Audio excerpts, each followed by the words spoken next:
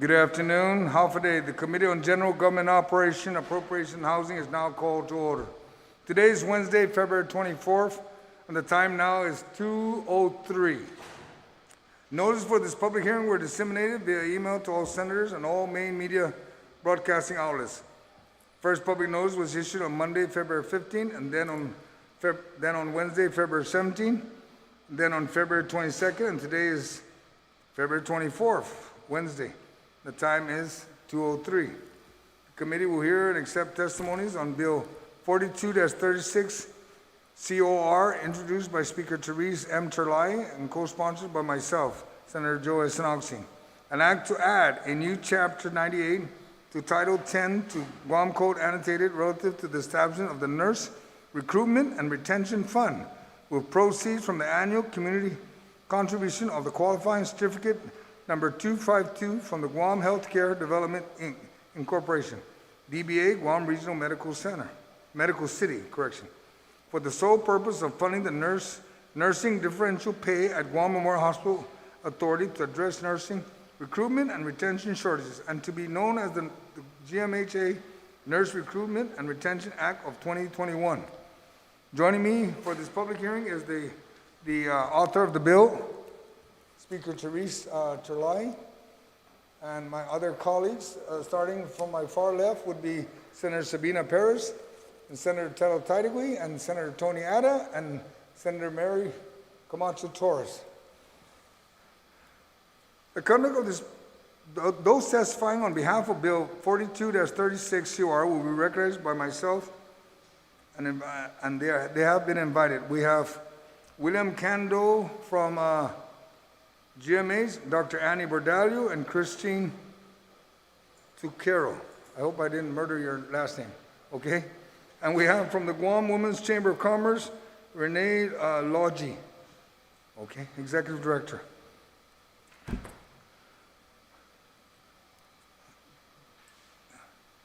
Written testimony shall be submitted to the committee. Please provide my legislative staff with your written testimony for photocopying. Testimony may be read, and lengthy testimony should be summarized to about 5 minutes. Please be mindful to the panel that we have other folks that are outside also waiting to come in and testify. So if you can, please summarize it to 5 minutes or keep it short, and then we can move along. Individuals will be allowed to present oral testimony only once. Once you are done, you are being asked right now to remain in the room for questions or for additional testimony, as may be desired by the members of the committee. Question and testimony shall be confined to the substance or nature of the agenda. We're here to discuss Bill 42-36 COR, so let's just keep it on that agenda. Personal inference as to the character or the motive of any senator or any individuals testifying is not permitted. Any violation of this general rule of conduct will result in removal from the public hearing. Proper form and decorum shall be practiced by all present in the public hearing room for these proceedings. Individuals who fail to maintain proper form and decorum may be restricted from providing oral testimony and will be removed from the room. When you speak, please make sure that the microphone is on and that you speak into the microphone. You will state your name and your title for the record. We will now begin to discuss Bill 42-36 COR, and I'd ask the Speaker Terlai, to please give her opening statement. Ma'am? Thank you very much, Mr. Chair. Bill number 42-36 is an act to add a new Chapter 98 to Title 10, Guam Code annotated. It's relative to the establishment of the Nurse Recruitment and Retention Fund with proceeds from the annual community contribution of qualifying certificate number 252 from the Guam Healthcare Development, Inc., doing business as Guam Regional Medical City, GRMC, for the sole purpose of funding the nursing differential pay at Guam Memorial Hospital Authority to address nursing recruitment and retention shortages, and to be known as the GMHA Nurse Recruitment and Retention Act of 2021. I want to thank you, Mr. Chair, for your co-sponsorship on the bill and for having this public hearing today. Bill number 42 proposes to address perennial nursing shortages at Guam Memorial Hospital, which have impacted the hospital's ability to maximize bed capacity in its ICU, emergency, and clinical areas. Each year, GMHA loses nurses due to transfer off-island or to on-island public or private entities, or to retirement, and is forced to recruit at higher costs from off-island.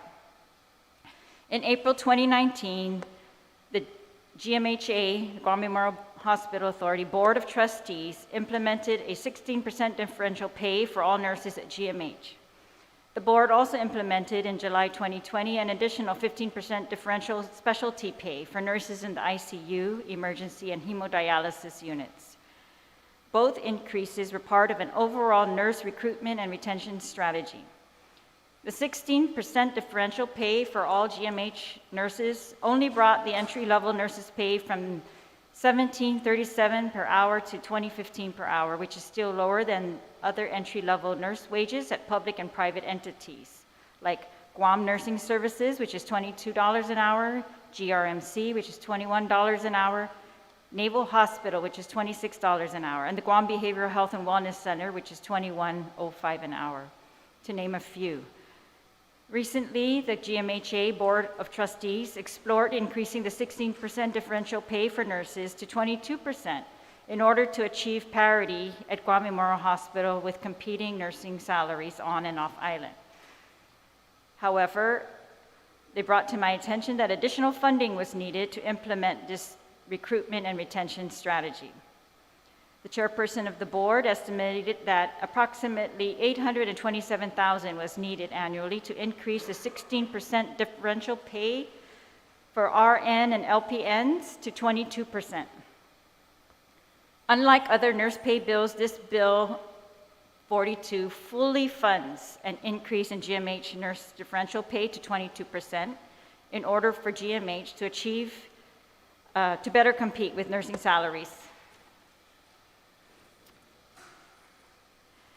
The bill would redirect to GMH a portion of the GRMC annual community contribution mandated by the GRMC qualifying certificate for the sole purpose of increasing the differential pay at GMH.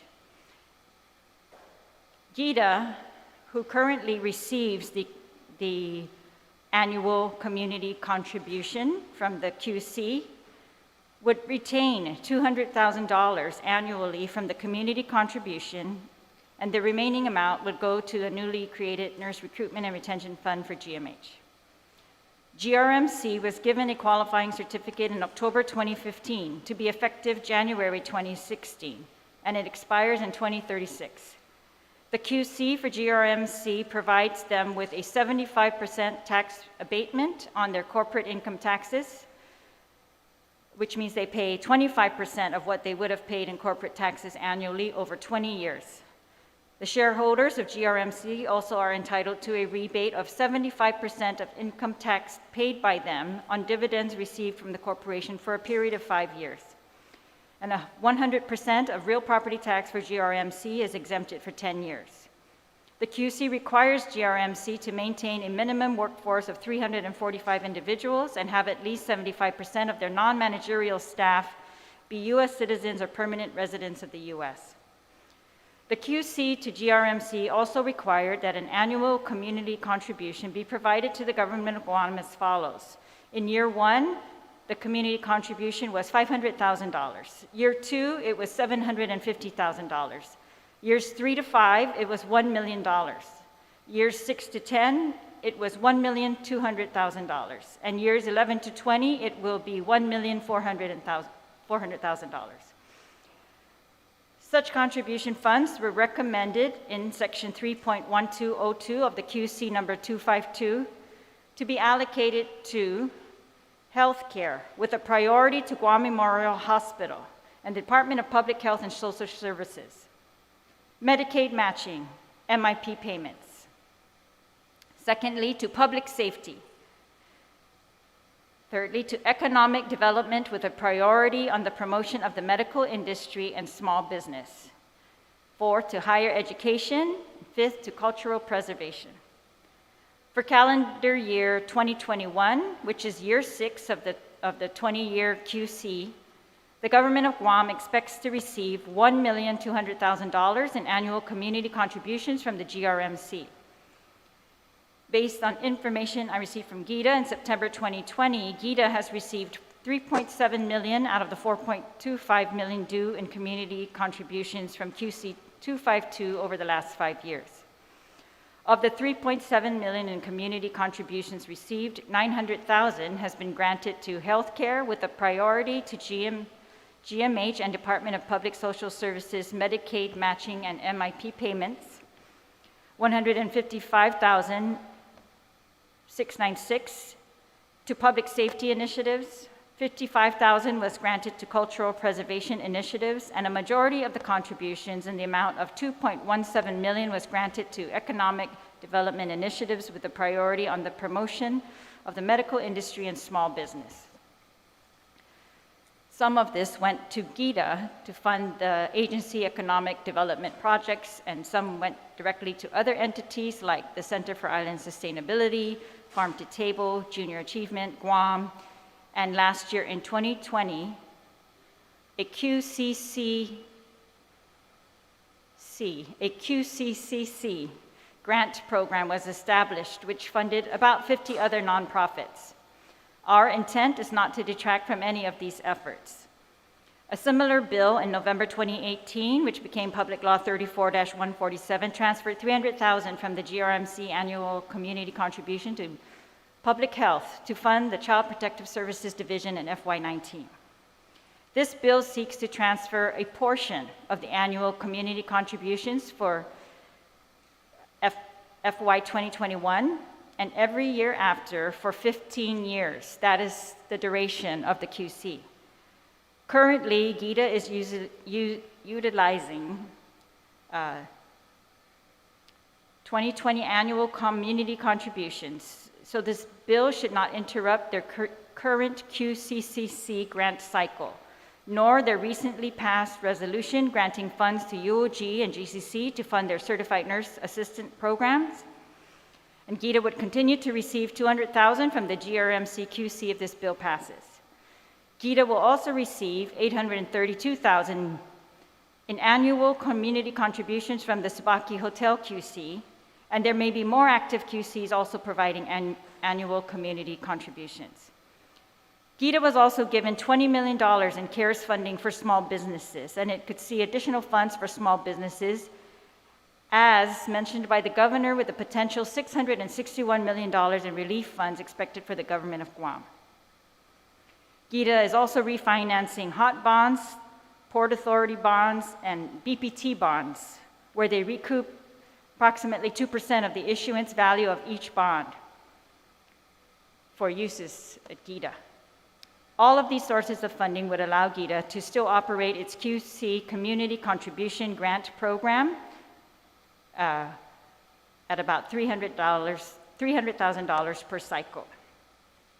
And while this bill does not raise wages for all the nurses on island, it does not detract from that goal and the mandate of the government of Guam since the 90s at least, where the government has failed to date, where DOA was mandated to provide recruitment and retention incentives for nurses in the government of Guam, to ensure salary schedules of the nurses are reviewed by the Department of Administration every 3 years and upgraded as needed, so that the salary schedules of all nursing classifications under the government of Guam are competitive with the national average. These mandates are in 4 GCA, section 6229.1 and 2. We know we must address public health nurses next. What this bill does is prioritize GMH and ensure there is a viable funding source to pay for this long overdue increase. It gives GMH more tools and is a step in the right direction towards recruitment and retention of nurses, which is sorely needed, and a real solution to our nursing shortage and patient care. We need to make sure that GMH, our only public hospital, is equipped with our best nurses, and this bill will allow GMH to begin to pay entry-level and skilled nurses competitive wages relative to other island and off-island healthcare settings. This bill will not impact general funds, which has a potential $100 million shortfall for fiscal year 2021. And it will not impact the special funds, which has a potential $25 million shortfall for FY 2021. And it would redirect the QC annual community contributions for 15 years towards one of the QC's main priorities, as stated in the contract with GRMC, that it would go to healthcare with a priority to the Guam Memorial Hospital. That would be consistent with the intent of the GRMC QC contract stipulations. So I thank you again, Mr. Chair. Thank you, Madam Speaker. We will begin testimony from the panel, and we have Mr. William Kando. Sir? Chairman San Agustin, thank you, and thank you, Speaker and Senators of the committee. Our GMHA's testimony on our hospital administrator's behalf, Lillian Posadas, will be presented by our acting nursing administrator, Christine Takiro.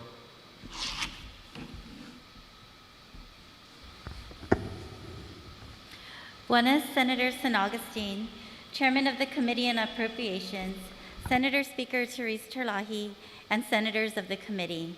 On behalf of the GMHA governing body, executive management, employees, and medical staff, we, the GMHA Board of Trustees officers, and the GMHA executive management, thank you sincerely for your ongoing support of GMHA's efforts to strengthen its recruitment and retention strategies, specifically by increasing the hospital nurses' differential pay. Equally appreciated is the opportunity to engage in this public hearing relative to the proposed Legislative Bill 4236 to add a new Chapter 98, Title 10, Guam Code Annotated, to establish the Nurse Recruitment and Retention Fund with proceeds from the annual community contribution of the qualifying certificate number 252 from the Guam Healthcare Development Incorporated, Guam Regional Medical City. While we commend the concept and intent, especially in view of the perennial nursing shortage that GMHA has been challenged with for many years, there are several concerns that impede our full support of this proposed legislation. From our standpoint, the QC funding source may not be a consistent, practical, secure, or viable funding stream of cash. If in the event there is no funding available from this QC source to support the proposed 22% differential pay for GMH nurses, will the inability to pay the mandated differential pay lead to a class action lawsuit against the GMHA? Secondly, the GMHA does not have any authority or jurisdiction to access or manage the QC funds that a privately operated, owned entity is obligated to pay the government of Guam. Thereby, this proposed legislation puts GMHA in a precarious position. The QC contract is between the GRMC and GITA and not with GMHA. If the QC fund is the only option, and if for some reason this bill becomes law, GMH and GRMC will therefore need to establish a formal collaborative agreement which can place GMHA in a position to depend on their fiscal health, thereby creating a potential area of conflict that can result in a more challenging relationship between the two hospitals. The basic and fundamental fact that the QC funding source specified in this bill is not a stable revenue source makes the entire plan to establish a nurse recruitment and retention fund unrealizable. There needs to be an alternate, more reliable, and stable funding stream that will not place GMHA in a position of high risk and potential liability. Thank you. Thank you, and we'll have Christine? Dr. Berdalio? Yes. If you would want to testify, and then we'll have Renee be next. All right? Nothing? I don't have anything to say unless they have questions. All right. Ms. Logie? Thank you, Senator San Agustin and Speaker Talahi and the senators of the legislature. The Guam Women's Chamber of Commerce respectfully submits the following testimony on Bill number 4236, an act to add a new chapter of Chapter 98 to Title 10, Guam Code Annotated, relative to the establishment of the Nurse Recruitment and Retention Fund with proceeds from the annual community contribution of the qualifying certificate. The Guam Women's Chamber of Commerce supports equitable wages for healthcare workers and appreciates the outstanding work that the frontline workers have and continue to provide during the COVID-19 pandemic. The GWCC also appreciates the work of Speaker Terlahi and Senator San Agustin to support these frontline workers. However, GWCC does not support the Guam Economic Development Authority Qualifying Certificate Program as a proper source of funding for this differential pay. The Qccc provides crucial funding to support nonprofit organizations and agencies on the island of Guam through its QC and Qualifying Certificate Community Contribution Grant programs. These programs fill funding gaps for community needs that help to address the overall economic health of the island and that would otherwise not have any type of funding either from private or government sector sources. GWCC received a Qccc Grant in 2020, which was instrumental in supporting our nonprofit organization during the pandemic. This grant assisted in funding the capacity of GWCC to continue our community work in providing timely information to our member businesses and the business community at large through our COVID-19 website resource page on all industry guidelines, executive orders, Department of Public Health guidance, critical funding and grant information, as well as pandemic-related resources for all businesses, industries across the island. This grant also provided funds to assist in paying our executive director fees and facility space fees at a time when our annual resources were in decline due to the pandemic, yet our operations and member needs had increased substantially in response to the pandemic. It is grants like these that assist with meeting gaps in the community to provide efficient resources, services, and support where there is no other funding to meet these needs. The GITA QC program was established to meet these types of needs in the community and not to fund direct salaries. The funding should remain in the hands of GITA to maintain support for Guam's struggling economic landscape during these uncertain times. We urge the 36th Guam legislature to keep the integrity of the QC program intact so that it can continue to fund the programs it was intended to fund. The Guam Women's Chamber of Commerce recommends that the legislature explore other funding avenues to fund the wage increases of nurses, which we know are desperately needed. It is proposed to consider the general fund, an increase in sin taxes, or a possible use of combination or both. Thank you for the opportunity to submit this testimony on the proposed legislation today. Thank you. I'd like to also recognize a colleague that has joined us this afternoon, Senator Brown. Madam Speaker, do you have any questions to the panel? And then we'll proceed up the ladder.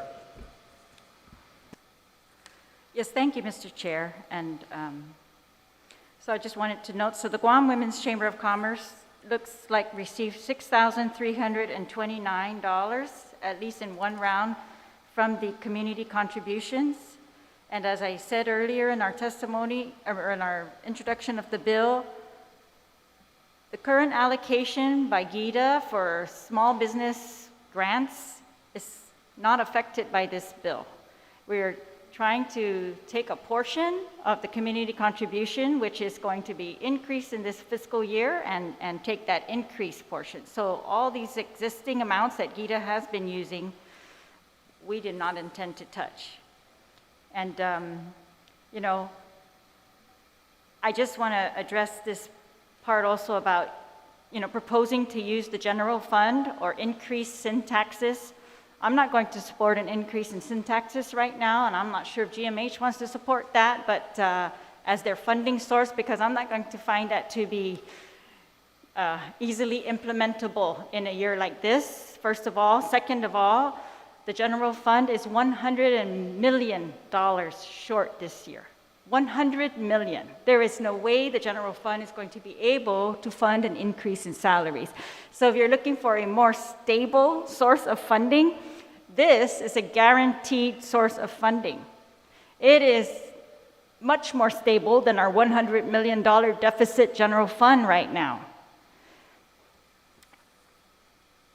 The governor also gave GITA $20 million to distribute for small business loans, which it did give out, and so I I just don't think that this is going to impact any of those existing programs. This, so as for GMH's testimony, and so I see that, for example, the Guam Women's Chamber of Commerce, they were able to pay executive director, facility space,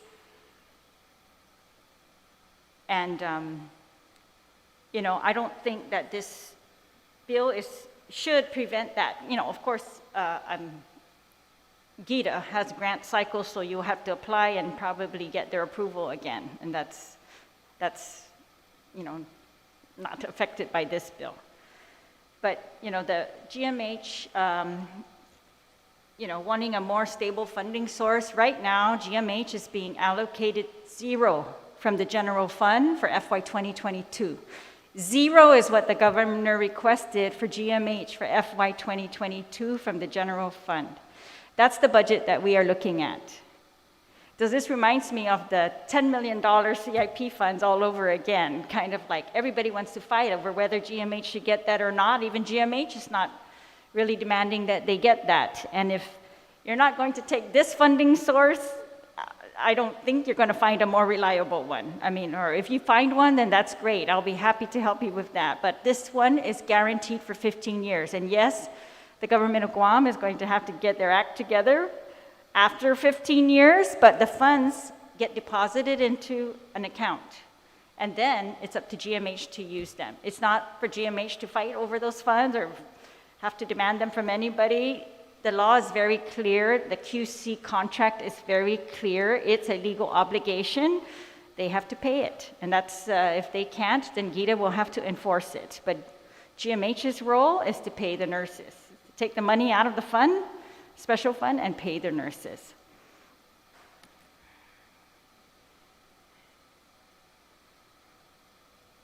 But that's all for this panel, Mr. Chair, that I have. Thank you. Thank you, though, for your testimony. I do very much appreciate it.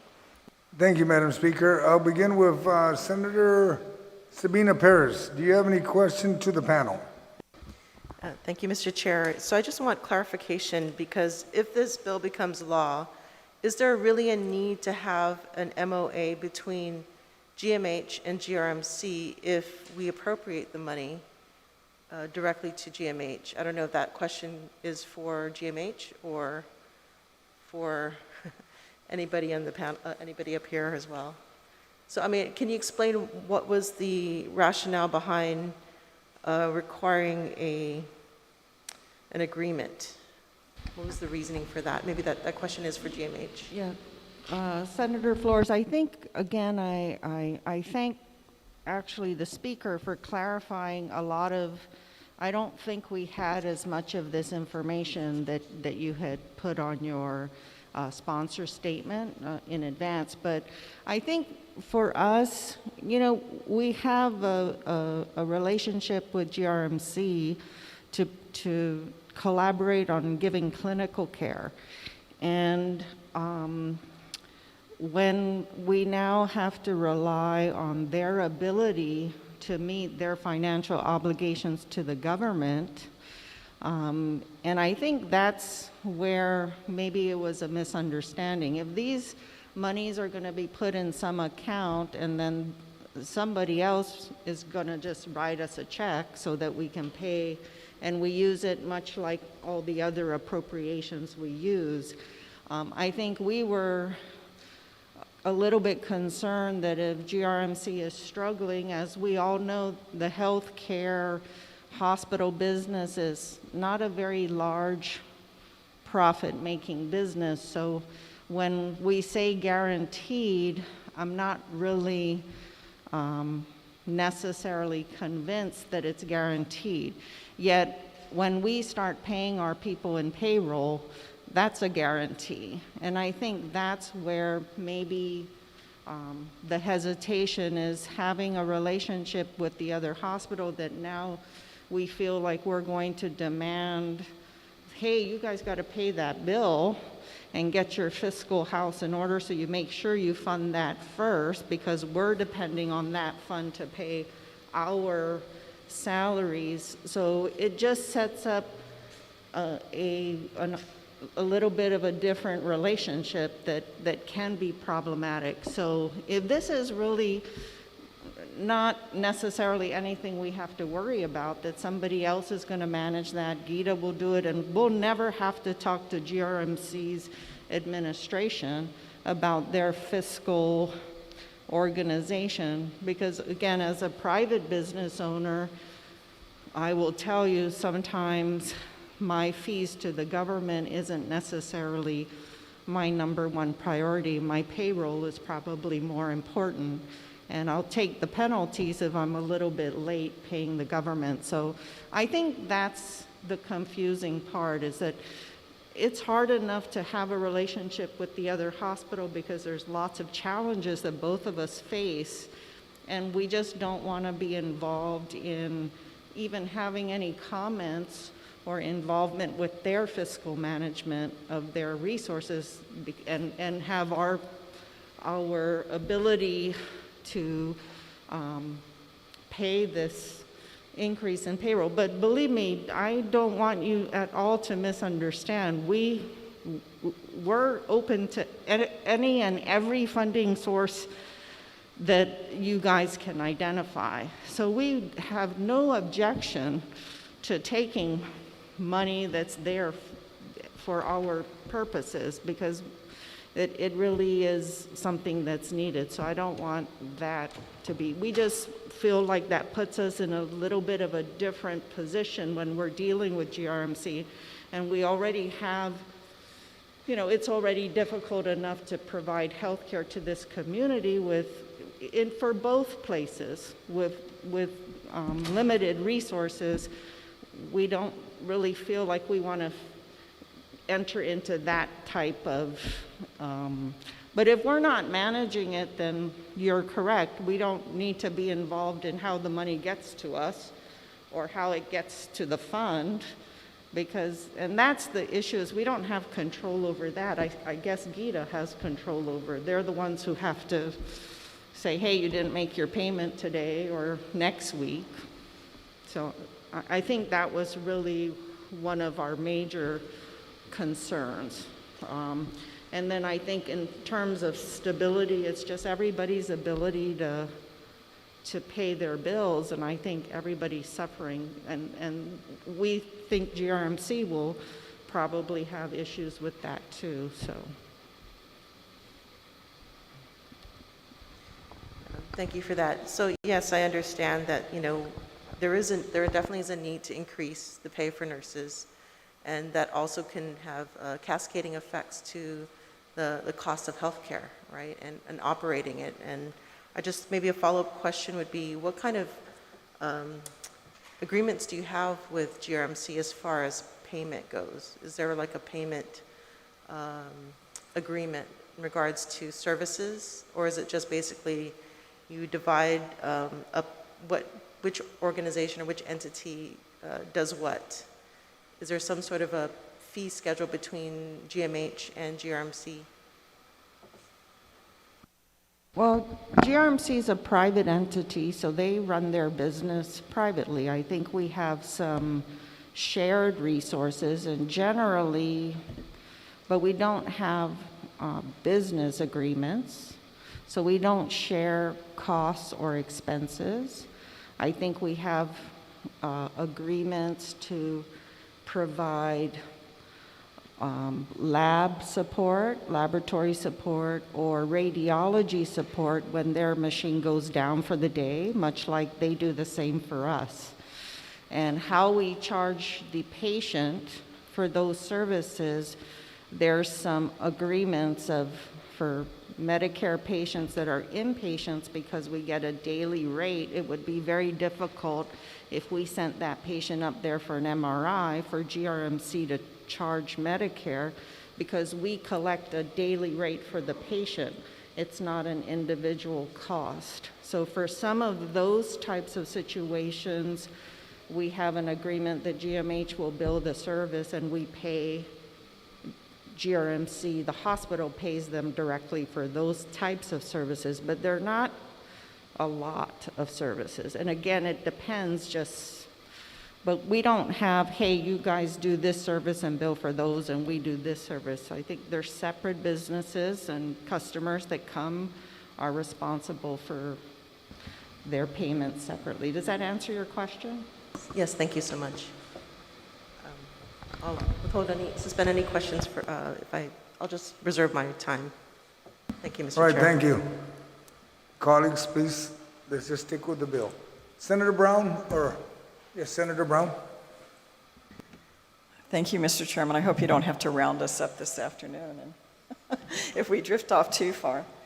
I think we can appreciate certainly the desire of the sponsor to address funding. I mean, I think it's a cold, hard reality to hear, how far in the deficit we are this fiscal year.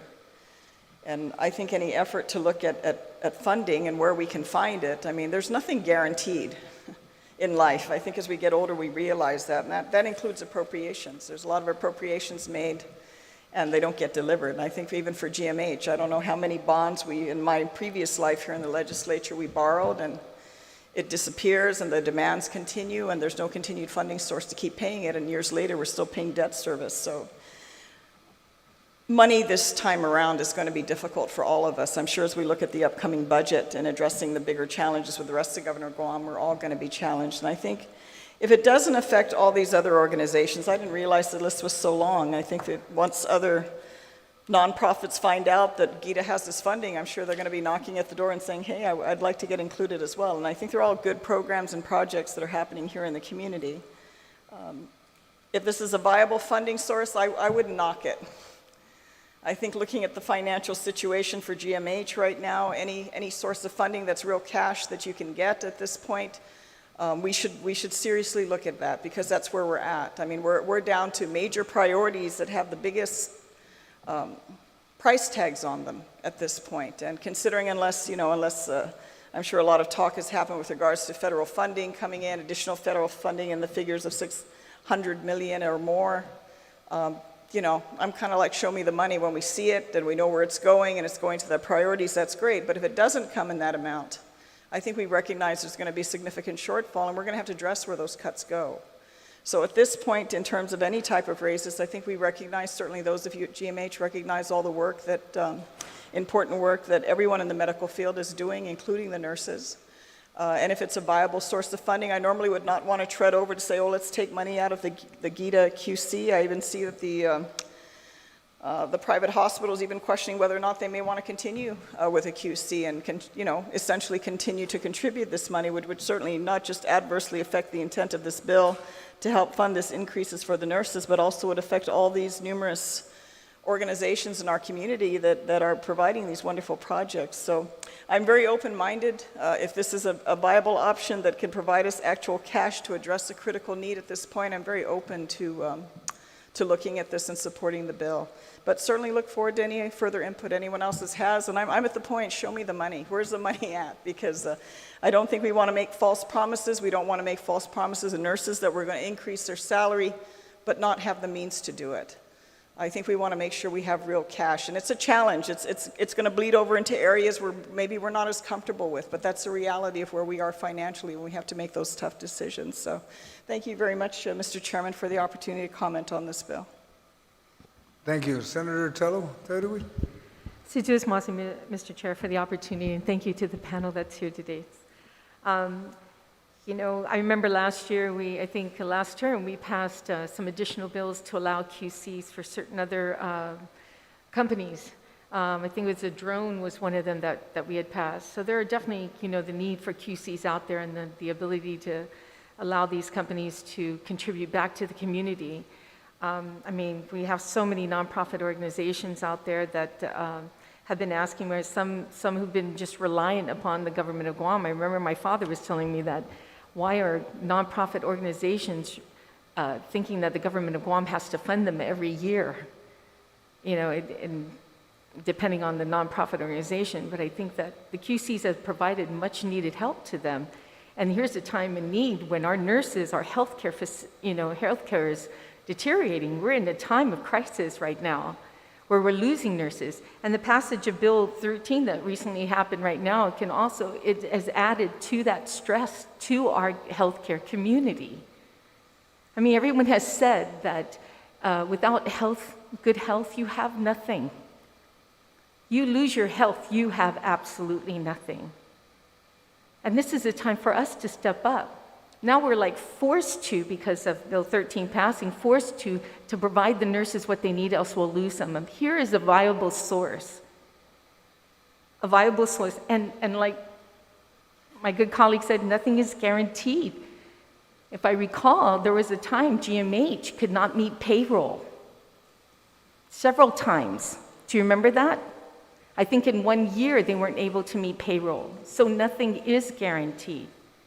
Here we have something that is guaranteed at least for the next couple years until we can get our feet back on the ground and build our economy up. I do want to ask one question, either Dr. Badallo or from GMH. The question, if the salary of these nurses were implemented to something that's a standard or at least, have that type of equal playing field as some of the nurses in the States.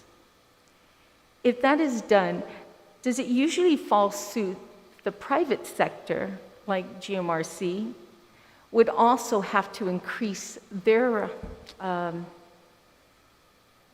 guess, it's not salaries, but offer these nurses, higher salaries than GMH, because that's what I'm hearing, that they gauge it on nurses from GMH, and then they try and offset that by increasing their salaries to get them to go to GMRC. Is there any truth to that that's usually what happens? I know that the benefits at GMH are really good. I also know that nurses cannot have a certain amount of patients, that they tend to while they're on duty. There's restrictions. While at GMRC, there are no restrictions to that effect. So will it be a domino effect? Senator, I think it's the marketplace, right? So I think everybody does what they can to get staff. I think generally across the healthcare industry here, I think everybody knows what everybody makes at whatever organizations they work for.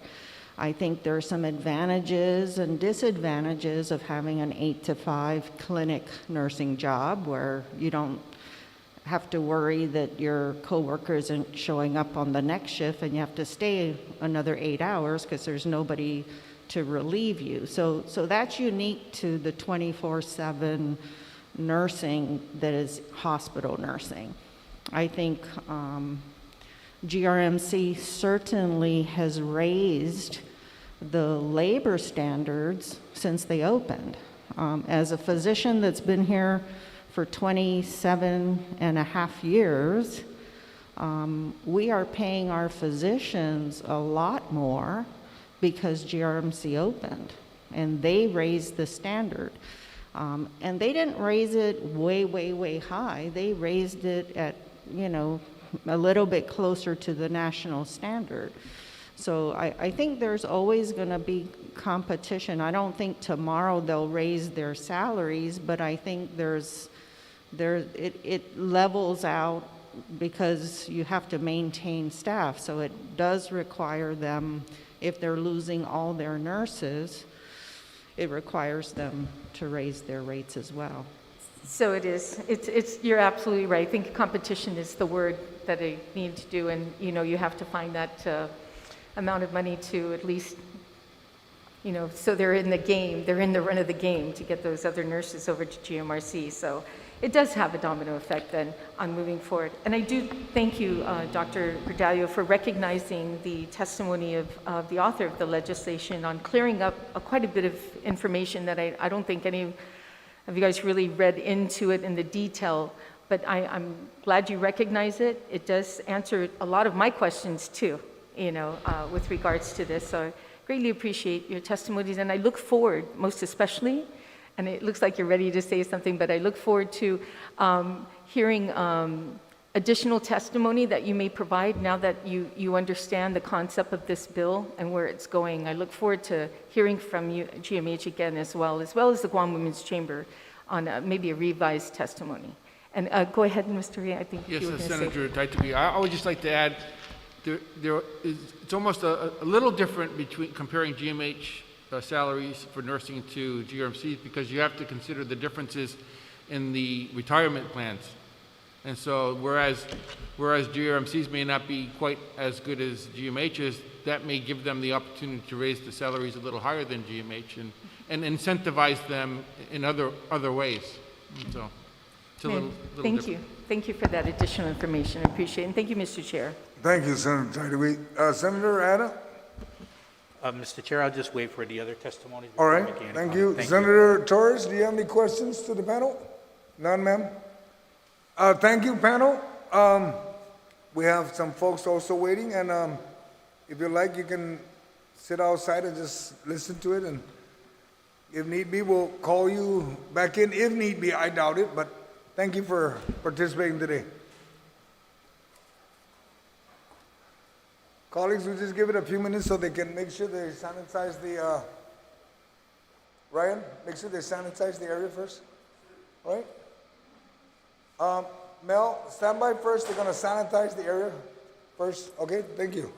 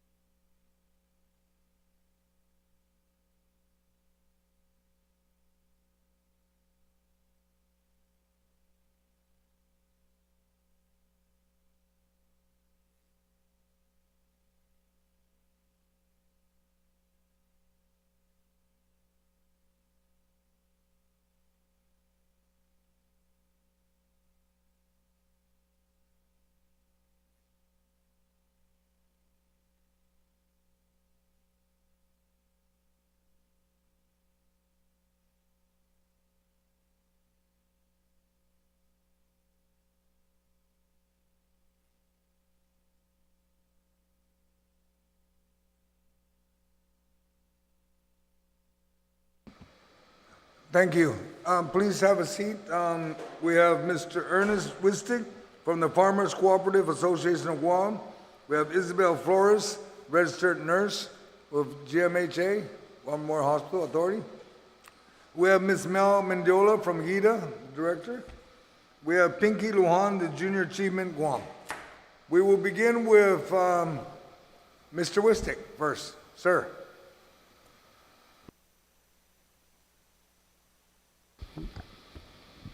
Dear Chairman San Agustin and members of the committee, of the senators of the Muna 36 na Legislatura Guahan. Half a day, and thank you for allowing the Farmers Cooperative Association of Guam to provide written testimony, Bill 42-36. Although we do not have issue with the bill intent, we feel compelled to highlight this report of Guam Economic Development Authority has provided to us over the last 2 years.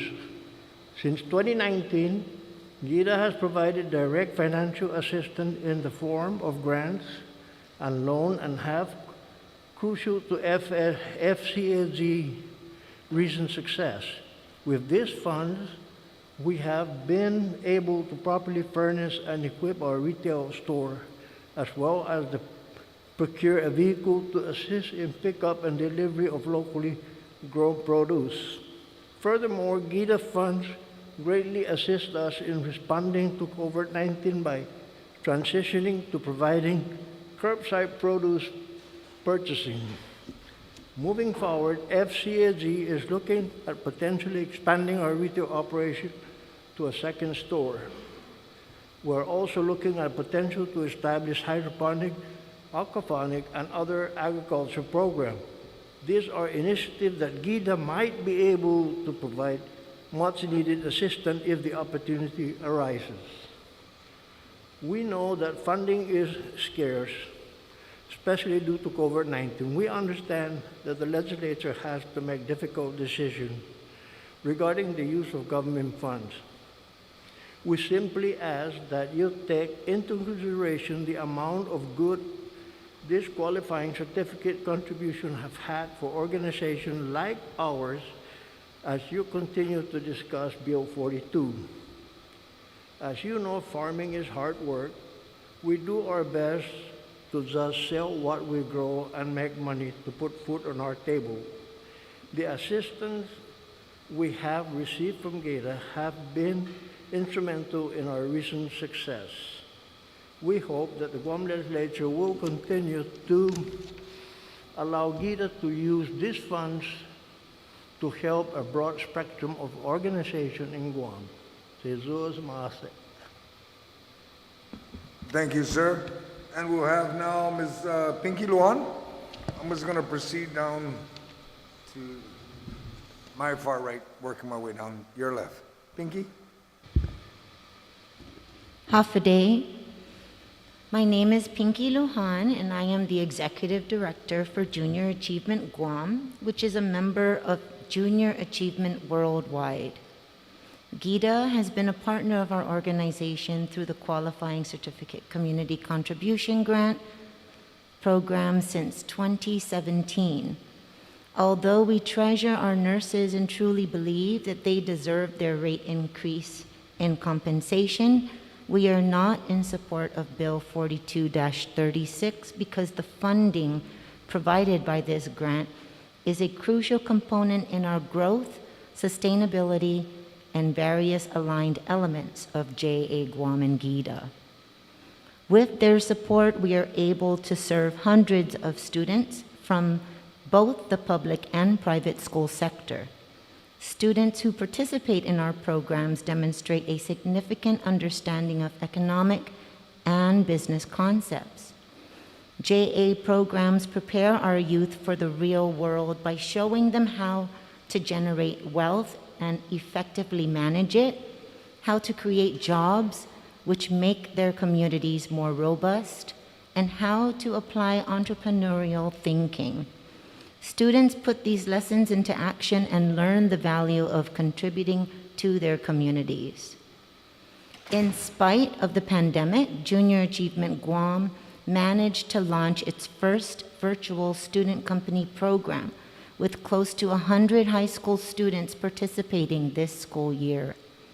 Students, as well as their teachers and the company mentorship, provided feedback that this year's program created another support group amongst their peers and helped them cope with this quote-unquote new normal. It was a blessing to many because of the social isolation this pandemic has caused. In closing, JA Guam would like to ask this body of government to please reconsider taking this funding source away from our student population. Our reach is widening with the implementation of a new job resume and interview program for seniors, as well as a 5th grade financial literacy program called More Than Money that we are getting ready to launch in March.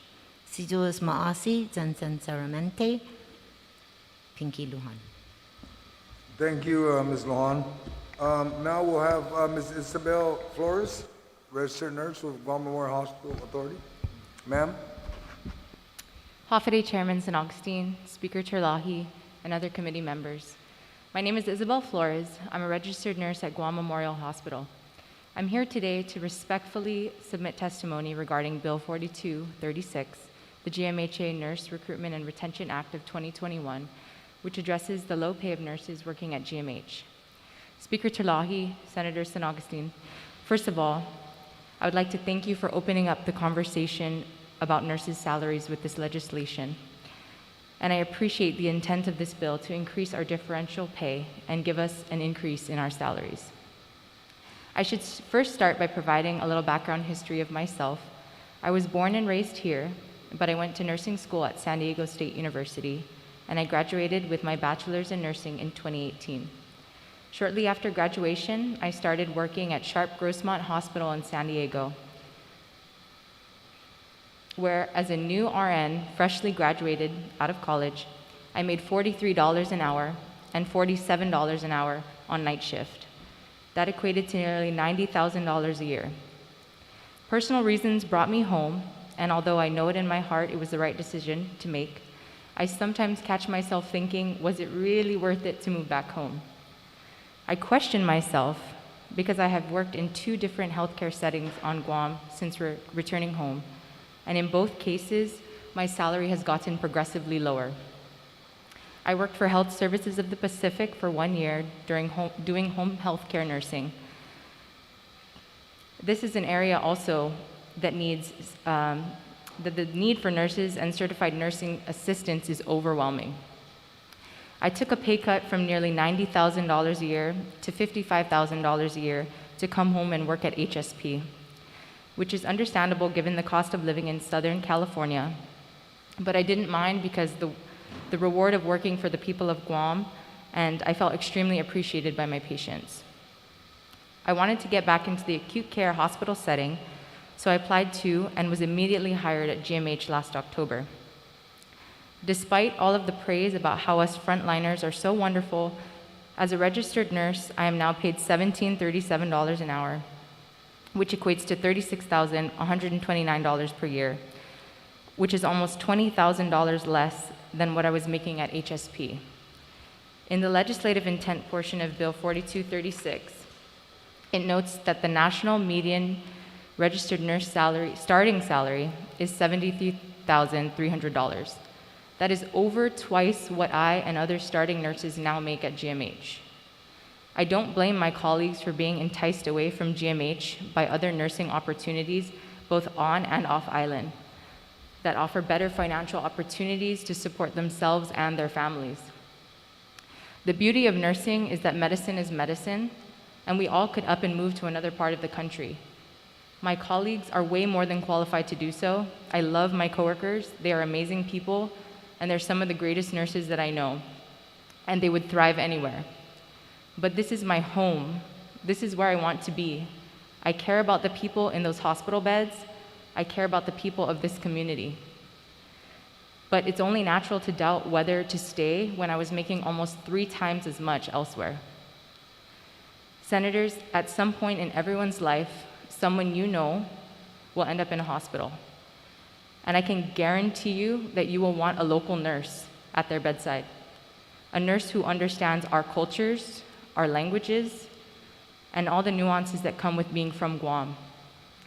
Everyone says nurses are heroes because we deal with COVID-19, other diseases, we save people's lives, we deal with death and the dying on a daily, we comfort families, we deal with belligerent patients and families, we work long hours, and we do so much more. And we do mostly without complaint.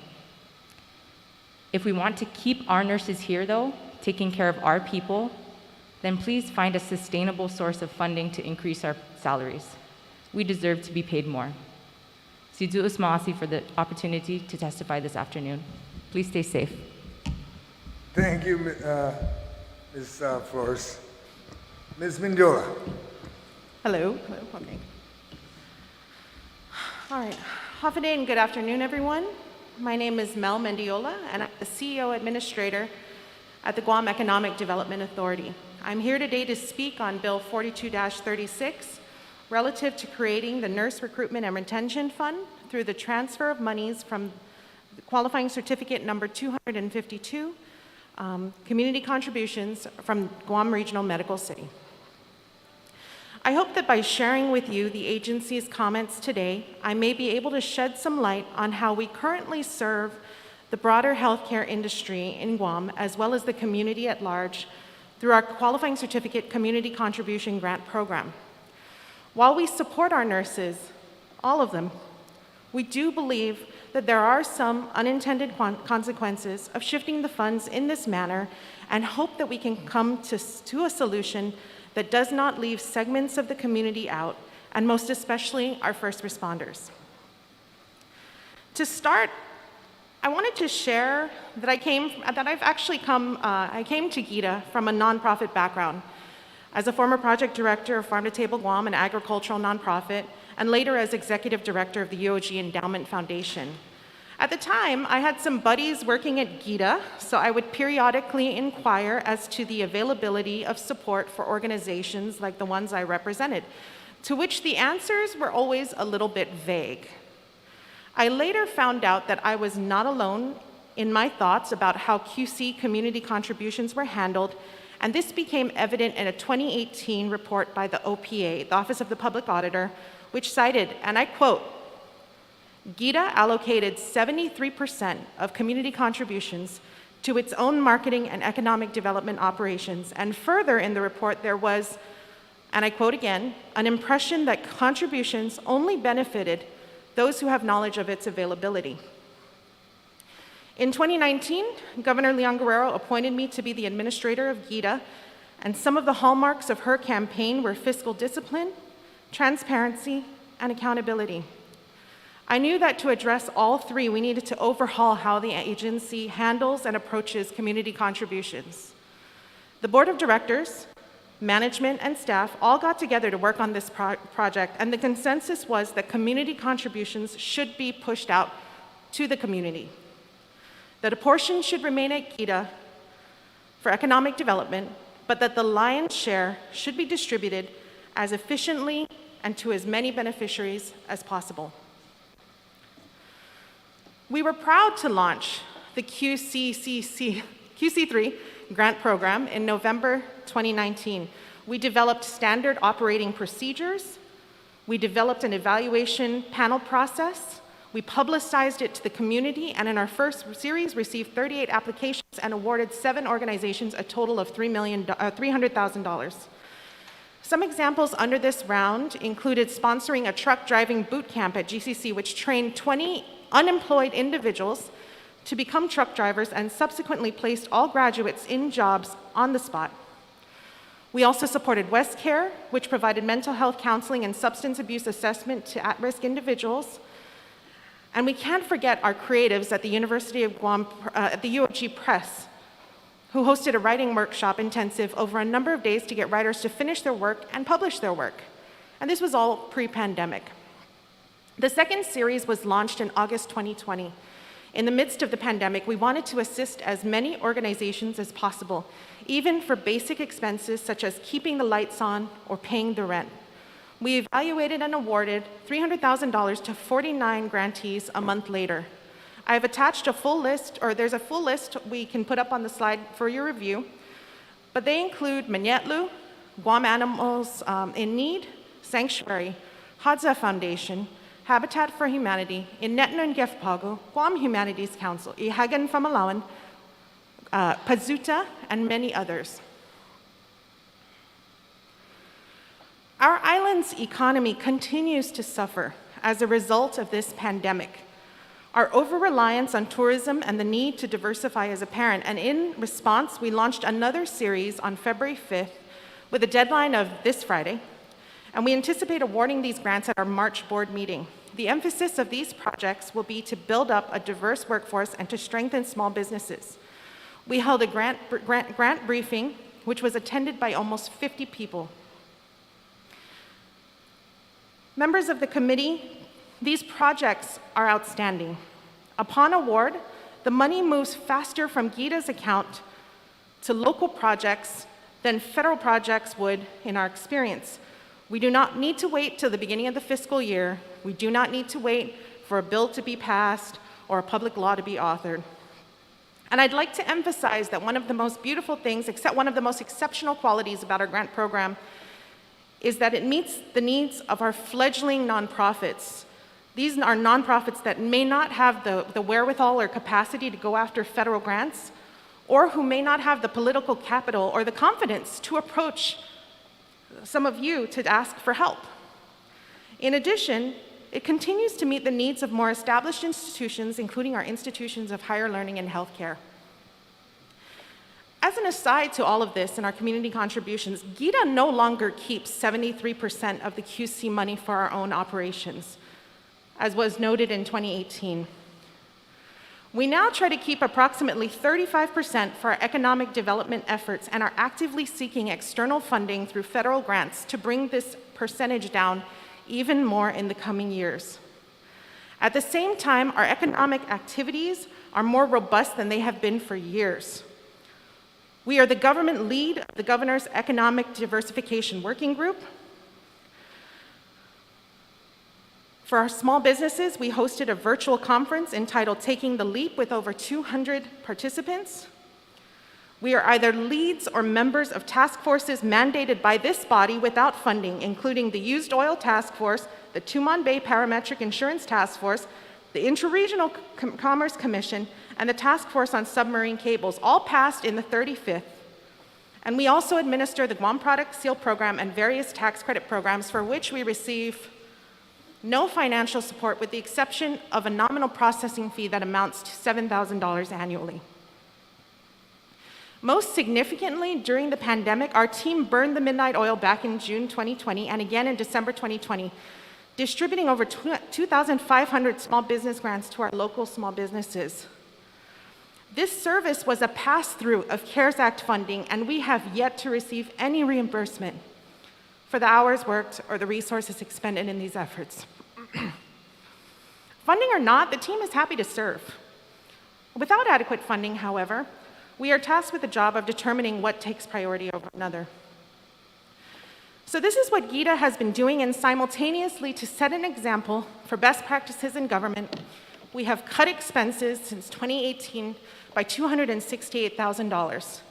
And since the emergency declaration, we've cut costs and frozen increments until we are back in good economic health. Not because it was mandated by law, but because this is the right thing to do, and we wanted to preserve our ability to push out more money to the community through our program. Having said all of this, GITA recognizes how vital our nurses are as a part of the community, and we believe that we have acted consistently with this belief for years. For 20 years, through the Take Care Qualifying Certificate, which expired last year, UOG and GCC nursing programs were awarded $200,000 annually. We participated in a nursing roundtable, which took place in September 2020 and was hosted by Speaker Terlahi, and we thank you for that opportunity to share.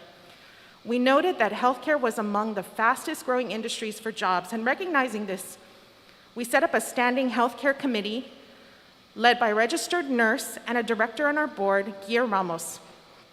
We noted that Guam was understaffed across all medical occupations by about 4,000 persons. All occupations, not just doctors and nurses, all occupations in healthcare. I shared that requests in healthcare don't actually need to compete.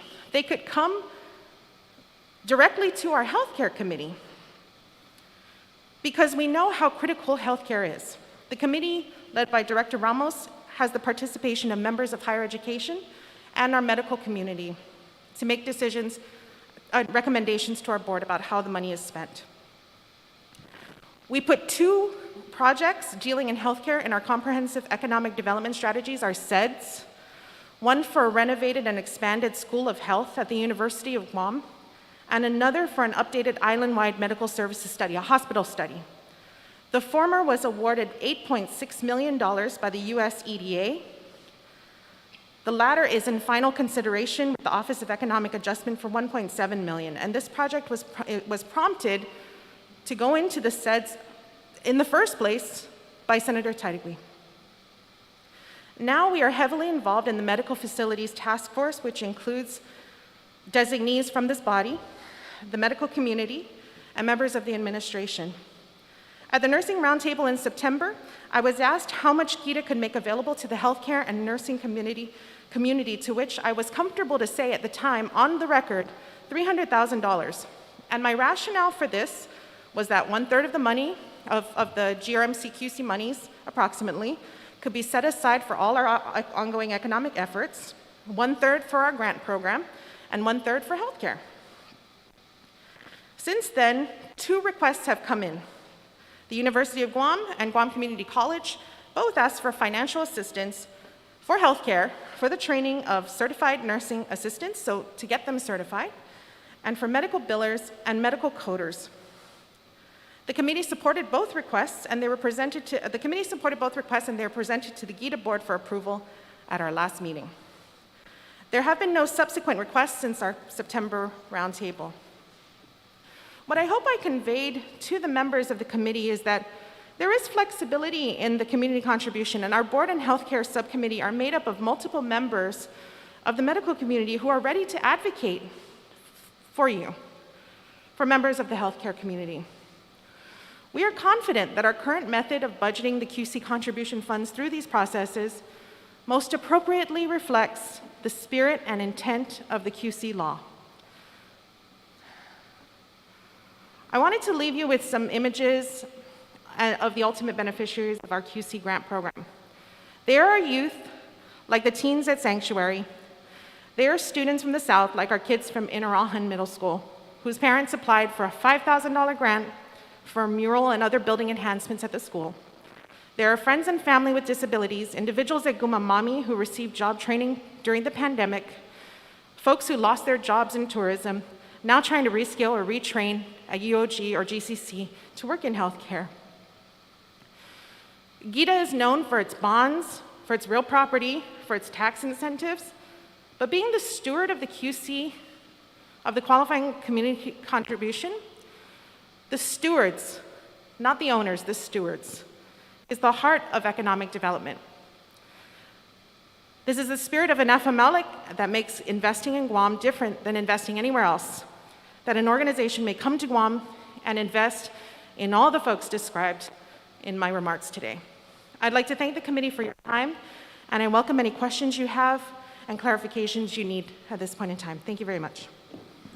Thank you, Ms. Mendiola. Madam Speaker, do you have any questions to the panel? Yes, thank you, Mr. Chair. I appreciate it. And I really appreciate all the testimony that has been given today.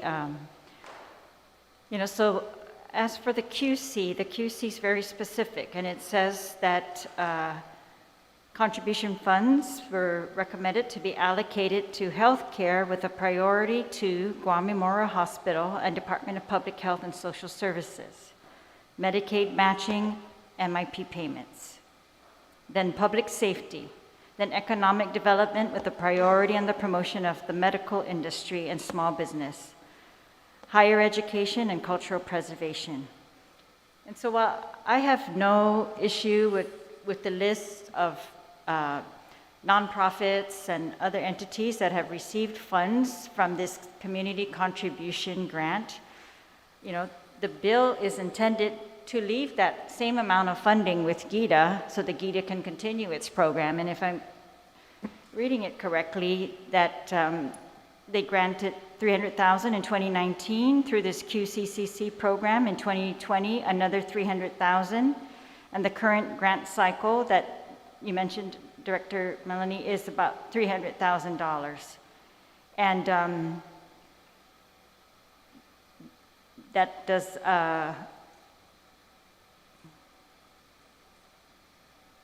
I think that, I'm not sure, does that include the Subaki QC contribution grants, or is that separated?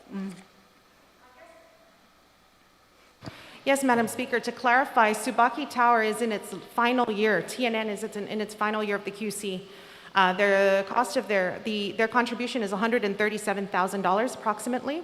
That is included in the pot, which we annually estimate to be about $600,000 in the QC grant program. Okay, well, at GITA, didn't the board just approve $300,000 at its last meeting? Yes, that's correct. What we do, Madam Speaker, is we try to do it on a lagging basis because we cannot predict the timing of the QC contributions. The beneficiaries of the QC can make their contribution at any time during the calendar year. And so when we get that contribution, when it's time for us to budget, we have to see how much community contributions we have gathered as of that point in time, and based on that, we make the estimate as far as how much we can afford for community contributions and other activities. All right, yeah, so we're tracking about $300,000 per year since you started this, well, actually, even before that, yeah, because your program was started, this new program was started in 2020. But nevertheless, yes, the QC is very clear that, we want to, take care of healthcare. And as we talked about earlier, there is a shortage of general funds. We're looking for a creative way to actually fund the nursing pay that we've talked about for years, since the 90s. Everyone knows we're supposed to increase nurse pay. And this source of funding is supposed to last for at least 15 years. And hopefully we all get our act together and we have a new pay study coming out soon, but it's totally not funded. And we need to find funding. And if we're facing a $100 million shortfall in the general fund, then that's why I'm trying to be creative here and find at least a 15-year funding source for at least GMH. And of course, we have to continue to address, the public health nurses and the other nurses on Guam.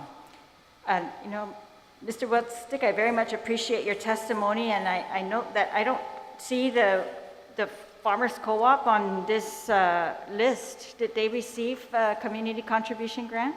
Yes. Yes, Madam Speaker. The Farmers Co-op received $25,000 in the last, in a few months ago. Okay, it's not printed on this list that was given by, this one, Gita. Okay, that's from your website, I think. I apologize. I can provide a more complete list. And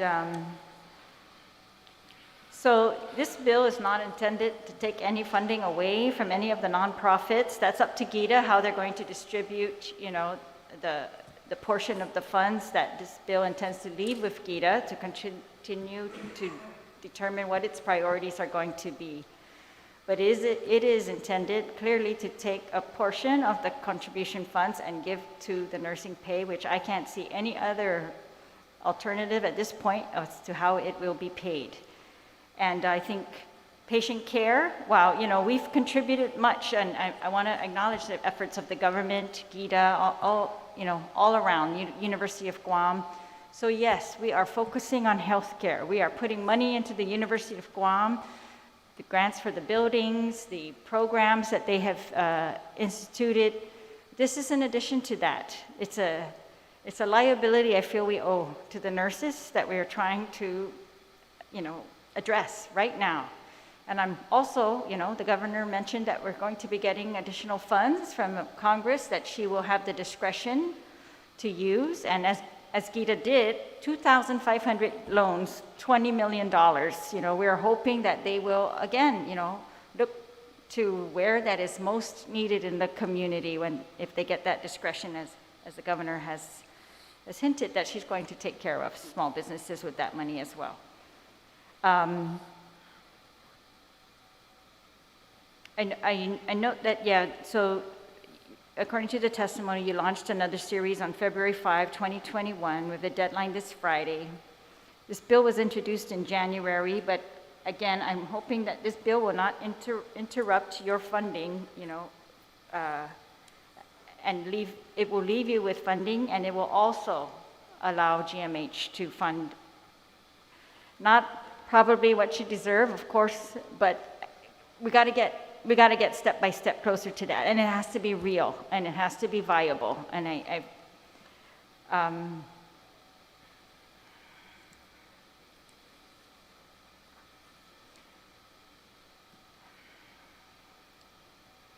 so I just wanted to share that with you, and I want to thank you again for your testimony, and I want to thank you for all the work of your nonprofits that have been very successful and really sustaining us throughout this pandemic and prior. So I support Gita's continued efforts to support these nonprofits, and I hope that they will find ways to do that. But I just feel like we are also facing a crisis in patient care. I just came out of a 2-hour meeting with a crisis with CPS. They need social workers. We are 1,000 children neglected or abused who need assistance from the government of Guam. With the shortfall that we are facing, we're challenged to increase social workers or to even give them some kind of hazardous or differential pay for the work that they're doing. And so we're all making choices here, and it's not beautiful but I'm just saying, when we have patient care that is needed and we want to keep our nurses on Guam, I'm just trying to find a way to do that, especially in addition to the other efforts that we have put throughout the community, in addition to the other efforts for healthcare that we are trying to focus on. So I just want to thank all of you again. Thank you, Mr. Chair. Thank you, Madam Speaker. I'll begin now with Senator Torres. Do you have any questions to the panel? Yes, thank you, Mr. Chair. Thank you, Mel, for your testimony. I was interested in your third series where that you just recently launched in February. And I'm also very interested in the effect of this bill on grants and the operations of GITA, particularly the ability for GITA to cover the grant programs out of other areas of your budget. But specifically, I just want to ask you, as all the discussion is underway, does this bill take money away from either nonprofit organizations or GITA's operation? As we know, GITA is not funded by the general fund, and I think about your ability to continue with your operations and your a lot of what you do, for example, in floating the bonds and things like that. So can you speak generally about what this bill does to affect that and how the impact will be to the grant programs? Yes, and thank you for that question, Senator Torres. So I had mentioned a little bit about what GITA has done to streamline its budget since 2019. And there's a number of sources of funding for the organization. The bread and butter of GITA is our real property. We rent out property around the island, and we collect the rents for that, and that pays for our real property division. It also pays a lot of our administrative services, a lot of our overhead, like our rent, copy machines, and things along those lines. Our public finance department is not always a stable source of funding. Our public finance department we do collect, as the speaker mentioned, we do collect. Every single time we issue a bond, we collect a fee. And the fee is mandated by, the fee is a regulated fee. This fee is expected not only to continue to support public finance in that current fiscal year in which the issuance of the bond took place, but also the future years. So if it's a 30-year bond, every year we have to give an update to the ratings agencies. Every year we have to give an update to our investors. But we don't continue to get deposits from that bond into our account. We collect the money in one shot, and we're expected to make it last for the life of the bond. Right now we have low interest rates, and if you recall, the governor, I believe, made a statement where she will only issue debt to build things and to save money. So we are in an environment where we are able as a government to save money by going out for certain bonds. If the tide were to turn on interest rates and it was no longer feasible, then we wouldn't be going out for bonds, in which case we wouldn't be collecting the fee, in which case the public finance department would still have to service existing bonds, so we'd still need the department. We can't just get rid of the department, but we won't have income coming in. Our compliance department does all the tax credit programs, as well as the QC program checking, as well as our Guam Product Seal compliance. The compliance department gets funded through things like the Community Contribution Grant Program, or the community contributions from organizations like GRMC. And our business development most solely relies on this. And this is why our business development department has been very active in the last several years about identifying sources outside of the qualifying certificate community contribution, for the very reason that we know that the community contributions are not meant to fund GITA payroll year upon year upon year. The community contributions are meant to flow out to the community, to the healthcare community, to the nonprofit community, but they're not meant to fund GITA travel. And so that's the approach that we've taken, and we've cut our budget accordingly year after year to try to demonstrate that we are being fiscally responsible. We issued the grant, we launched the grant program to show that we are trying to be as transparent and as fair as possible in the distribution of these monies. And so yes, I think that in the future, we would very much like to be able to fund our community contribution grant program out of the excesses of the organization, because we have so much money coming in from lending out money and interest and all those sorts of things. But that just isn't the case today, and it hasn't been the case for the last 10 years. Right now, we spend what we bring in our operations budget, and we've tried to trim down as much as we can what we take out of the community contribution because we realize there are more pressing needs than our agencies need to market Guam.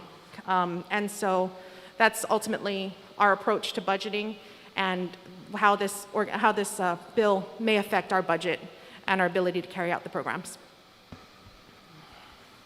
Yes, and actually I was thinking that given our near total reliance on federal aid and the lack of our local unemployment safety net, the complete disruption of our primary driver, which is tourism, I think that you would agree that our island is in dire need of economic development, and the timing of this proposal might detrimentally impact those efforts. Wouldn't you agree? Because what you've done in Series 3 is basically work on projects that would drive and diversify our economy. Am I reading it correct? That is 100% accurate, Senator. And that's one of the things I like about the community contribution program is it can be agile to the needs of our community. So right now the need is for economic diversification. The focus of our business development department is economic development through the governor's economic working group, economic diversification working group, through all of our small business programs. Those are funded by the QC. In addition, this particular grant cycle, yes, as well, is for economic diversification at a time that we so desperately need it. We can't rely on tourism 100%.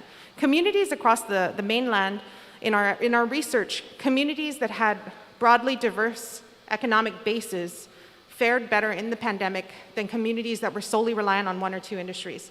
And so we'd like to strive towards that. And I wish you Godspeed on that effort. Thank you. Thank you. Senator Ada, do you have any questions you'd like to pose? Thank you, Mr. Chair. Perhaps just one. What is the current balance in the community, the annual community contribution fund? I think that we have, and I need to verify this for you, Senator. I might be able to come back to you. I just need to check with someone on the other side of the wall. But I do believe we have $300,000 remaining for this fiscal. And then what is the annual collections? The annual collection from GRMC is, I believe it's articulated in the bill, but it was $1 million this year, and I think it goes up a little bit as the years as the years go by. Yes, that's correct. So is there any other it's there. So, but the balance here is 300,000. Yes, sir. We budgeted $350,000 for GITA operations. We distributed $300,000. I'd have to look at the timing if we distributed the $300,000 in our last fiscal or this fiscal, and then for the Series 2, because the Series 2 was August timing, and so the payment could have happened in September or it could have happened early October. I just need to verify. We set aside $600,000. Well, what we planned for $600,000 through the community contribution grant, so $350,000. And then the remaining $300,000 is made up of also TNN, Tsubaki QC, and probably a few lapses from years past that we reserve for things like the healthcare committee requests or our agriculture requests as well. All right, thank you. That's it, Mr. Chair. Thank you.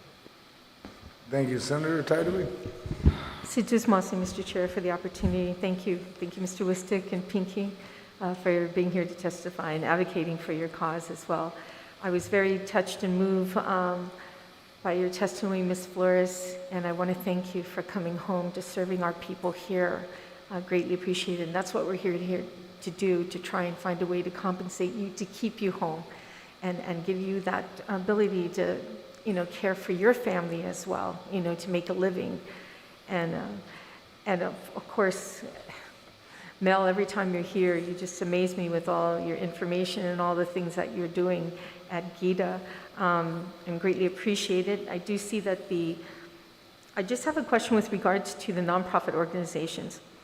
For me, the nonprofit organizations are very important. I do believe it is important, but we are in dire strait right now. And I'm noticing that some of the people that are on here, the organizations that are on here, are the same people that actually receive grant money too through GVB. So I guess my question is, if they received a grant from GVB, like we've done before in the budget bill, are they still able to qualify to go to GITA to get another grant from you as well? Yes, Senator, they are. One of the things we do look at is if they've received a grant from us over $10,000, kind of the magic number, in the last 12 months, then we do deduct points from the evaluation system, from the score, so that we don't have the same nonprofits receiving over and over and over. There are times if there is, and I'm letting out all the GITA secrets now, okay? So don't use them against me. There are also times that I'll look at another budget item, like I'll say, okay, I don't think we're gonna spend on training this year in GITA operations, but they already got money, but man, this is a really good cause. Let's just shift the money from there. So there are times when we dip into our operations for the nonprofits as well. But we do not take into account any of the TAF recipients in this project. But remember, the last one was largely emergency response due to the COVID pandemic. Nonprofits were not eligible for the CARES Act funding under our small business grants. That was part of the federal guidance, had to be for profit. And so when we left them out, imagine we're the ones that are doling out this money and telling the same folks that are telling our friends in our nonprofits, sorry, you cannot apply for this money. And so what we did was we created this almost in response to that. We said, we can't give you the federal monies, but we can take from our own pot of money and work that way. Thank you so much for that information. I'm pretty sure you do your due diligence as far as like making sure they file their taxes and these nonprofit organizations.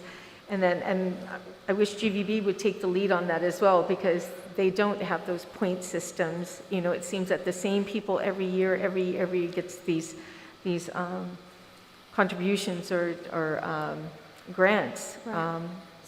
But it is for the next person, the next nonprofit organization, to take advantage of that opportunity as well, as many of them for the years. I greatly appreciate that.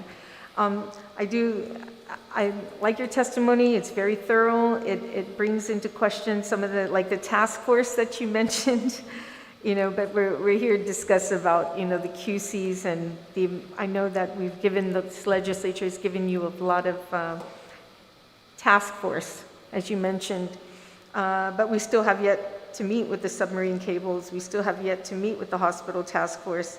Well, the hospital will meet in probably the next 2 weeks. We're just waiting for the letters of appointment from the front. Thank you so much, because I worked hard getting that seeds money, and it's nice to hear that's $1.7 million to move forward on that. But I greatly appreciate, again, your due diligence as far as trying to cut costs, considering the situation we're in. But my last question is, since we've been in COVID, the QCs and the rentals that come in to fund GITA, as well as these programs, has any of that stopped? We have had tenants with difficulty, and like many of our private landlords, we have been doing our best to work with them to bring them up to speed and to get them current on their rent. As far as qualifying certificates, really, in my observation since taking this job, one of the biggest issues to hamper our QC marketing efforts was the ban on H2b visas, which has since been resolved. And at that point in time, when there was a ban on H2b visas, hotel developers, they put the brakes on their plans. And that then slowed down the ability to market these qualifying certificates and tax incentives to investors to our island. That's good news to hear. Thank you so much again for your testimony, and everyone here. Thank you. Thank you, Senator. Senator Brown, do you have any questions to the panel? Not so much so, Mr. Chairman, but certainly thank you to everyone this afternoon for coming in and presenting your testimony. I mean, it certainly provides additional information and insight on both sides of the aisle with the issues and challenges we're facing. Good to see familiar faces.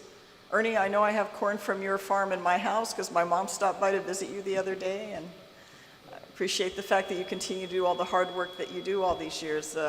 You've stayed dedicated, and certainly Pinky, good to see you again. My first time to meet you, our nurse that has returned back to Guam. Thank you. I share the sentiments of Senator Tello. I mean, to have our own bright young people come back and are willing to make the investment in spite of the sacrifices, appreciated always, Mel. Exceptional as always. Thank you. Thank you for the insight and the information you're providing to the work that Gita is doing. And I'm happy to hear that more work is being put in order with regards to straightening out the programs and ensuring that the public does know where the money is going and that it's getting out there to these good organizations that are doing some very good things. But like I said, I appreciate the input and certainly the clarification also our good speaker has provided with regards to what her intention is with this bill. Thank you very much, Mr. Chairman. Thank you to all of you. Thank you, Senator Brown. Senator Parrish, do you have any questions to the panel? Thank you, Mr. Chair. I have no questions, but I do want to thank those that came here today to provide their testimony. I think it's really important to nurture this entrepreneurial spirit. But I think, what COVID has taught us is that we haven't fully solved this puzzle of addressing our health concerns and growing our economy. And I think, this would require a certain balance approach. And, definitely the challenge is on us as senators, to find the money and work with the administration to utilize and leverage these funds coming in through the federal government so that we can take care of our community. And thank you again. Thank you. Ms. Mendiola, I don't know if this was asked. I did hear something in reference to QCs. Being that the H2 issue has been resolved pretty much, could we be looking forward to possible some new QCs down the road that can actually backfill this void? Because we need to find a way to fund the nurses' pay. We want to be able to work with something with Gita. Yes, Mr. Chair. I think that is absolutely the hope that we bring in more qualifying certificate community contribution revenue through expanded QC client benefit, QC clients, really, QC owners. Unfortunately, it's not a short game kind of situation, and we cannot predict what will happen 12 months from now. Right now, what we know in the economy is that our special hotel QC was the most marketable QC in our possession, and right now the most depressed industry in the world is the travel industry. And so I don't know how that will unfurl over the coming years. We've also launched our renewable circular economy QC, and this is to help businesses take something and turn it into something else. So bringing in an investor to move large amounts of waste off of our island and being provided tax incentives, that is an untested, unpiloted product right now, so we don't know what the financial model will look like. And the same with the recently passed drone and fulfillment centers. Very good QC to put out there that Guam is here for that industry. Unfortunately, we have no financial models to test. The size of the investment is oftentimes what we use to then calculate a qualifying certificate community contribution.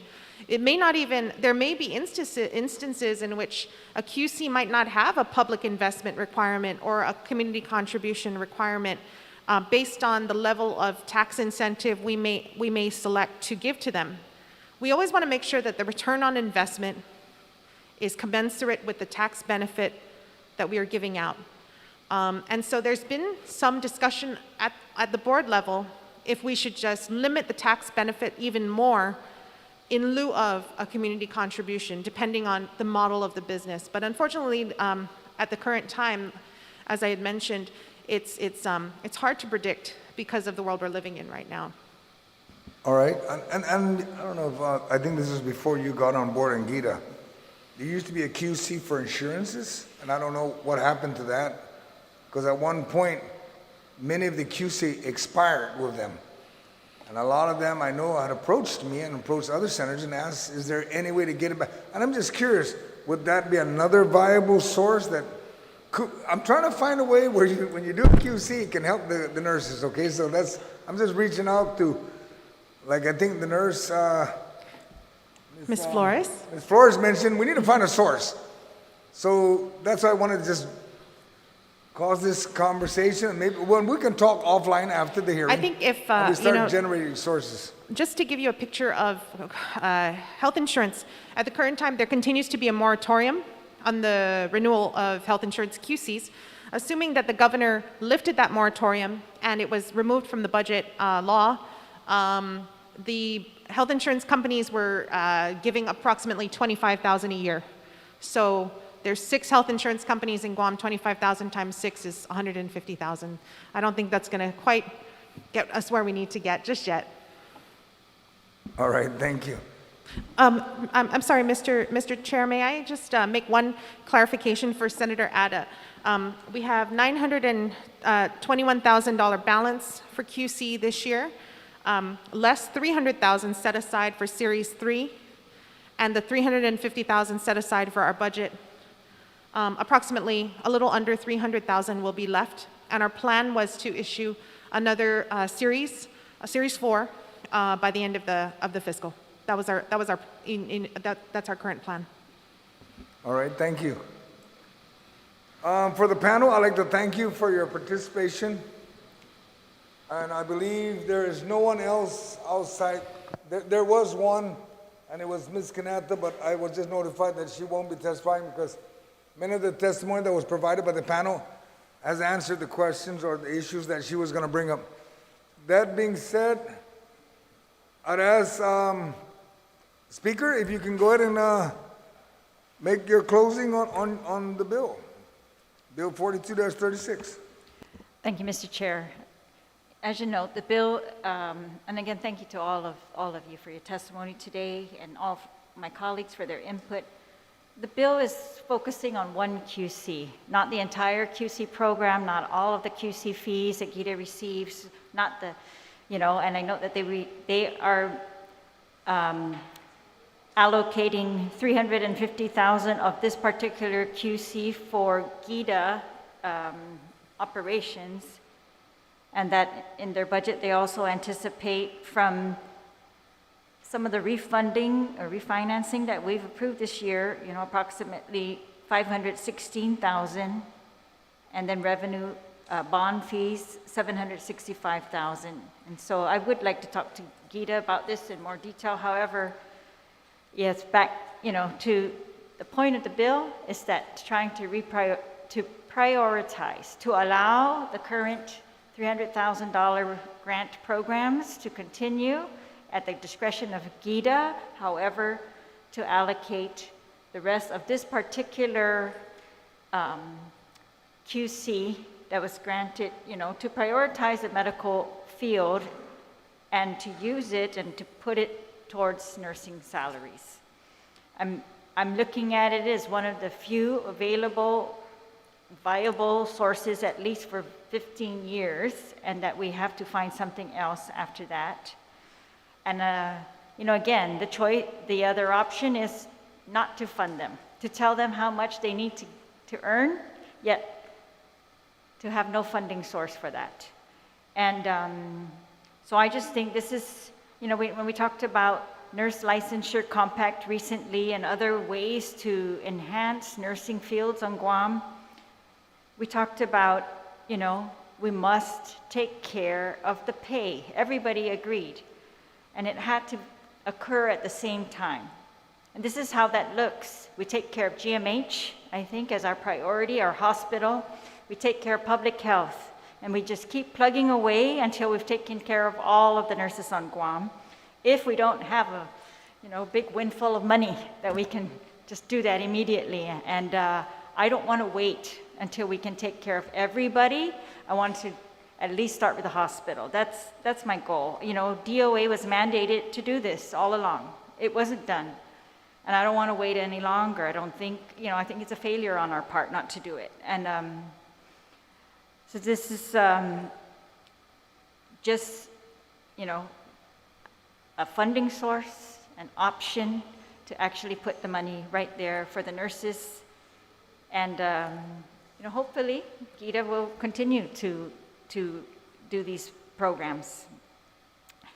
Again, times are tight. I told you the $100 million general fund shortfall this year. I don't even know next year what it's going to look like, but I told GMH earlier that the budget that's being proposed for them is zero from the general fund, and that's for fiscal year 2022. So funding this in some other way from the general fund or in this current budget is not looking likely to me. And so that's why I just think, while we are talking about our nurses and while they are very top of our mind priority, that we just do that. And I'm hoping that we're going to all be able to work together in order to accomplish that. And I thank you again, Mr. Chair, for your co-sponsorship and your having this hearing today. Thank you, everyone. Thank you, Madam Speaker. The committee will continue to receive testimonies.